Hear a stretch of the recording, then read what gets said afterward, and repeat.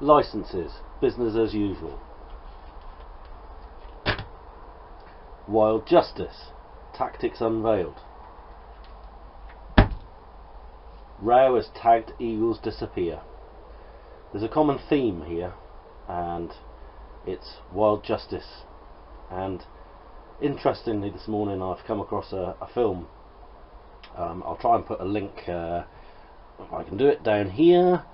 If I'll try and put a link into the description for a very interesting interview that Charlie Jacoby from the Field Sports channel has done with Dr. Mark Avery. Now, Churchill had a quite well-known saying, which was "Jaw, jaw, not war, war," and I found it quite interesting. I haven't actually watched it all yet. I've watched most of it, and I've said some pretty horrible things about Mark Avery in the past. Called him the Fat Controller. Mark, if you're watching this, I'm sorry I called you the Fat Controller.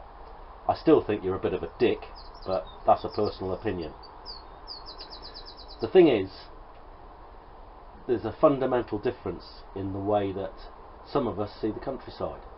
Mark sees the countryside as a beautiful place that can benefit from tourism, and that we should be protecting the view, and that wildlife tourism is the way ahead. I don't, and many other people don't, because most of us recognise that, first of all, that's not a very positive, productive thing for the countryside to be doing, and secondly, you're going to kill the goose that's laying the golden egg, because the more public access you have in the countryside, the more chance there is that you're going to disturb wildlife and actually destroy it ultimately, and you're going to destroy the landscape ultimately by filling it with tourists and tourist accommodation and tourist attractions. Not for me, Mark, sorry, not for me. Anyway, the fundamental thing is that what Charlie's done is to actually talk to the bloke, and yeah, it was a bit like watching two cock pheasants strutting their stuff in February and sizing one another up, but it was quite interesting and quite enlightening, as I say, what I've seen of it so far. And I think that perhaps as a community we need to do more of that.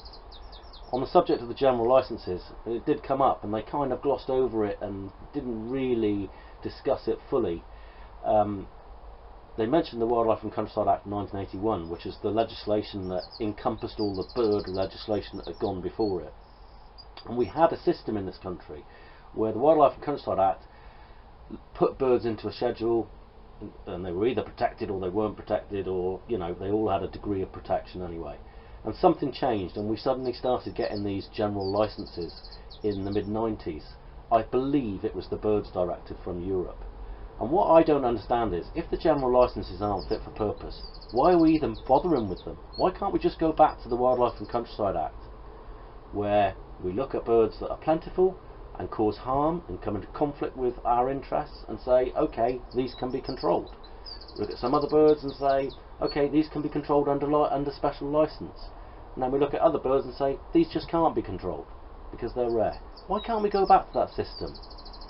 Anyway, I'm sorry I've given you a rubbish video, because all you can see is 3 copies of the Shooting Times. But that one will do for now. I'll leave you in peace. Tatty bye.